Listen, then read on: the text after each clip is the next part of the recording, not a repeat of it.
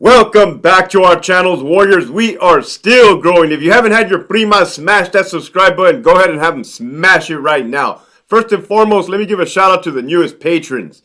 Abuelitas Journey, Chevelle 66, Guerrero, GiGi, Jack, Marius, Michigan Wolverines, Nova, Andrew, Angel, Linda, Mikey 559, and Shananay. If you haven't signed up for that Patreon, you're missing out. This episode right here is gonna be about the time I magically woke up and they changed the level 4 inmates to level 3 points. It was kind of wild, right? It was kind of shocking, to tell you the truth. So what does that mean, Hector? What are you talking about, level 4s and level 3s? So in the California Department of Corrections, you have level 1 inmates, level 2, level 3, and level 4. All right, the way that they get those point systems is through a classification system, right? I wasn't a counselor. I was a prison guard, CO, sergeant, lieutenant, right? I didn't go up the classification route. So different case factors, you're committing offense, what you're in prison for. The numbers of RVRs, 115 here, rules violation reports that you acquired while you're in there, so on and so forth. Maybe attempted escapes, battery on peace officers, the whole nine, right? How many missions you went on, stabbing. So that in essence will dictate what type of facility you're going to be on. The level of securities, right? Level 4 being the worst of the worst, right? Max. The razor wire, the gunners, right? The real deal. The stabbings happening on a pretty much daily basis depending on what prison you're at. These are facts. Within those point systems, it was like, I can't give you identical numbers, but it was like if you had 0 to 20 points, you were level 1, 20 to 30, level 2, 30, and so on and so forth, right? I don't remember at the time. I wanted to say level 4 was like 90 points or something weird like that. Just up there, right? So, what they ended up doing was just changing the number system. They pretty much just said, instead of requiring 90 points to be a level 4, all you need now is to have 61 points to be a level 4. 60 or 61, right? I should know this. I was a lieutenant. Things got too crazy. I fudged the numbers, right? I couldn't. So anyways. Well, I actually didn't fudge the numbers. You get what I'm saying. So, instantly, you have these level 4 killers, right? That's what we would call them, level 4 killers, that just all of a sudden, poof, magic, blessing. You're now a level 3, man. I think even the inmates might have been caught off guard. Like, wow, this is cool, man. This is cool. Some of them didn't like all that program either, all the level 3. A lot of them preferred the level 4 because of how structured and respectful those yards are, right? You don't have a choice. I preferred that. The level 4, the structured, the real deal, because it was no games. No games. Something was going to happen or it wasn't going to happen, right? There was no BS, right? I like that. It made sense. So, Sentinel State Prison, I can't even remember what year this happened. It's probably like 2011-ish, 2012. Could have been 2010. In that time frame, right? Already, that is a level 4 270 design, meaning it's a housing unit. You got 3 sections, A, B, and C. There is no divider dividing the housing units. So you have 200 inmates per housing unit, right? 100 on the upper tier, 100 on the lower tier. They play their cards on the day room. They watch their television. They beat people up on the yard. It's all good, right? It's all good in the hood, as they say.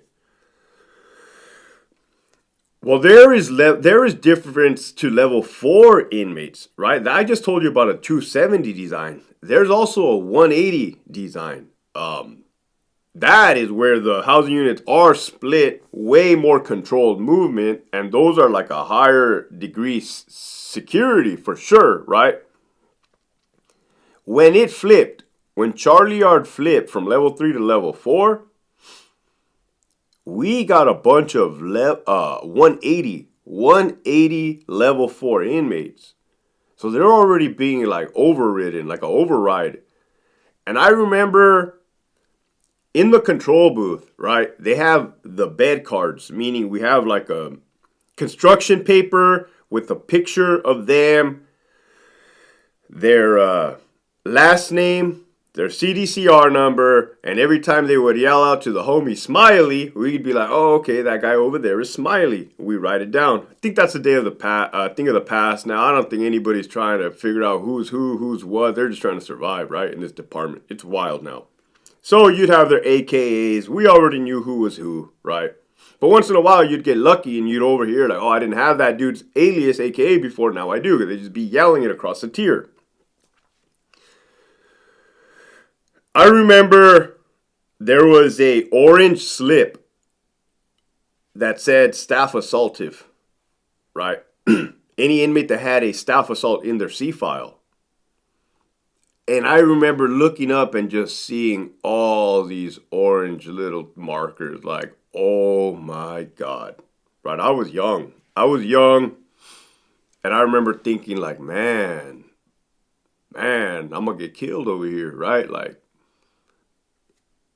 those inmates were in fact, or had in fact, committed staff assault, right? I already told you they were the real deal. And, there was one time that was sketchy. Man. Well, there was a couple times, but I remember one time in particular. I remember that inmate's last name too. And, big dude, man. Big dude. And, luckily, my partner had that verbal judo, black belt in verbal judo, was able to defuse the situation, but he had that little orange strip. I remember thinking like, man, that dude's big, right? Like, if we have to fight this guy, it's going to suck. It's going to suck. So, they magically shuffle the numbers. Now we got some real hardcore killers designated level 3 points. And we're like, wow. A lot of us were thinking like, wow, that's crazy, right? I'm not going to say it was a good thing or a bad thing. At the time, I didn't think it was a good thing, right? Like, how are you going to do this? And just think it's all good. So, I remember this particular inmate. He was a Mexican. And to me, he looked like he was a somebody, but I think it was more of just the way he carried himself, like an OG. So maybe he did, maybe he didn't have a position of influence, a position of power.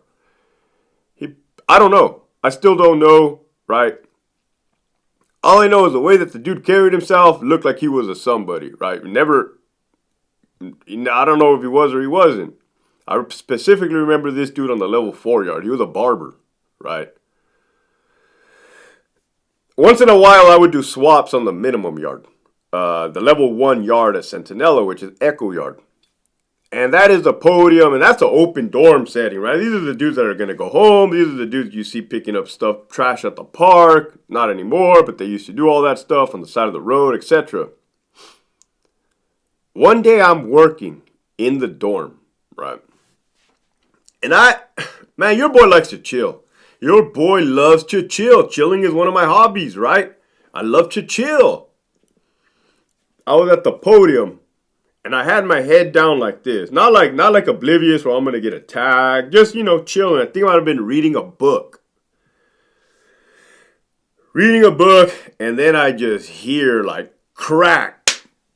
Oh, man. Man, I heard it.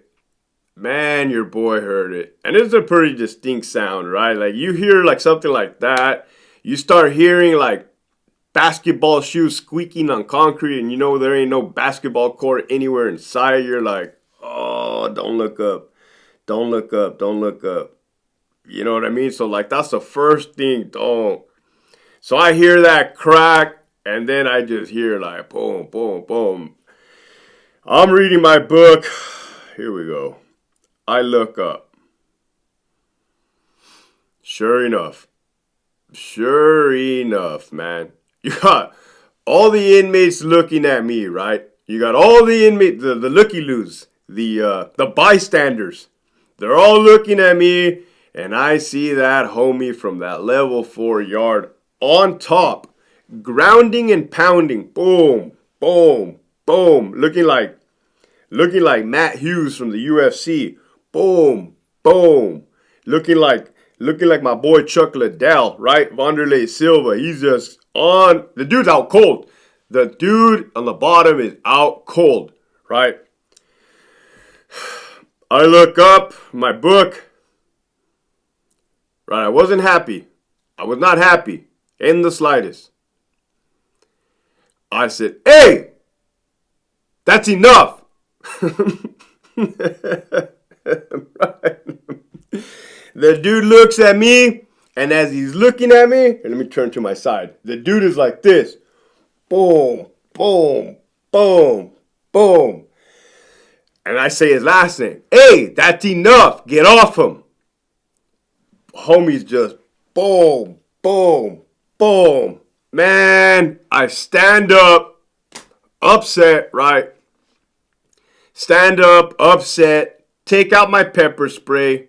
I make my way over to that guy. He was in the, okay, there's like 2 TVs in the day room of the minimum with like rows of benches. He was like in the middle of the rows of the benches. Boom, still this homie still wailing on this dude, man. Dude is out cold, snoring, doesn't even feel the punches, right? Doesn't feel it. I got to keep my my situational awareness because it's just me by myself and a gym and a dorm full of inmates, right? So I could see that they're looking at me, the bystanders. I can see that this suspect is just going to town looking at me, pretty much telling me to stop it, right? Like, he ain't going to stop until I stop it. Take out my pepper. I didn't want to pepper spray the guy. You know, that is a use of force incident. I was trying to look out for the sergeant. Didn't want to make it bigger than what it was. Right? Little did I know that probably was already an incident due to the SBI, loss of consciousness. Right? So, I get real close to him and I say, hey, that's enough. Get off of the dude. That's it. Nah, he wanted me to spray him. That was the thing about the level 4s. They're going to take it all the way. They're not going to stop. Man, they would be stabbing people. You'd baton them. You'd spray them. You'd be shooting the 40 millimeter, less lethal. Nah, they ain't going to get off. They ain't going to get off till you physically pull them off, right? And that's the rules. I didn't make the rules up. So finally, push comes to shove. I spray the guy in the face. He just instantly gets off, right? I think that's all the dude was waiting for, right? But I gave this guy multitude of opportunities, right? Without ensuring that he killed the guy, right? He wasn't bashing his head on the cement. The dude was just, you know, just giving him a couple of these, right? Like, dude was out. Gets off, get on the radio, central control, be advised. We have a one-on-one, minimum dorm, whatever. They come over, the sergeant, like, what happened? Like, I had like 4 years in, right? Maybe 4 or 5. And sergeant comes, I'm like, oh yeah, homeboy was out, like, boom, boom. He's like, man, that wasn't a one-on-one. That was a battery on an inmate, man. Now we got to do more paperwork. I'm like, my bad, right? My bad, Sarge. Damn. Yeah, that was the story of how they dropped from level 4, level 1. The homie ended up going to C6, and then I remember right back on Charlie Yard, right? I seen this dude on a level 4, go to a level 1, beat the brakes off of a homie, go to level Charlie 6, C6, and then come back to level 4. Wow, intense. With that story, the message for today is just be aware of your consequences, man. That was years ago. People now are getting out. Who knows? Who knows what is the future 5 years, 10 years from now, man? So, like, anyways, I already know the way I carry myself is I believe in karma. So just always do the right thing. Keep pushing forward.